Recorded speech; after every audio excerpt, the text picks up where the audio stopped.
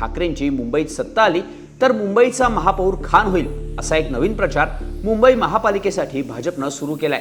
पण याच मुंबईतल्या एका निवडणुकीतून 38 वर्षांपूर्वी बाळासाहेब ठाकरेंनी एक नारा दिला, ज्यामुळे देशाच्या इतिहासात पहिल्यांदाच निवडणुकीत हिंदुत्व आलं आणि त्याच जोरावर बाळासाहेबांनी अशक्य वाटणारा विजय शिवसेनेकडे खेचून आणला। विलेपार्लेचे काँग्रेसचे आमदार हंसराज भुगरा यांच्या निधनामुळे विलेपार्लेत पोटनिवडणूक लागली। विलेपार्ले हा तेव्हा काँग्रेसचा गड असल्यामुळे या पोटनिवडणुकीत काँग्रेसचे दिग्गज नेते प्रभाकर कुंटेस बाजी मारणार अशी हवा होती, तर भाजपनं पुलोदच्या प्राणलाल व्होरा यांना पाठिंबा दिला होता। या निवडणुकीत शिवसेनेकडून बाळासाहेबांनी दिलेली उमेदवारीच मोठी वादग्रस्त ठरली।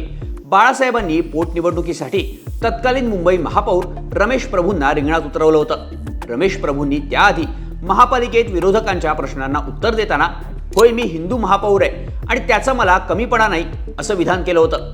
महापौरांनी आपल्या धर्माचा उल्लेख केल्यामुळे मोठा राडा झाला आणि प्रभू अडचणीत आले। पण बाळासाहेबांनी त्याच रमेश प्रभूंना उमेदवारी दिल्यानं सगळ्यांच्याच भुवया उंचावल्या। शिवसेना लढण्याआधीच हरली आहे असं बोललं जाऊ लागलं, पण घडलं काहीतरी वेगळंच। पूर्ण व्हिडिओ बघण्यासाठी आमच्या HBT मराठीच्या YouTube चॅनलला नक्की व्हिजिट करा।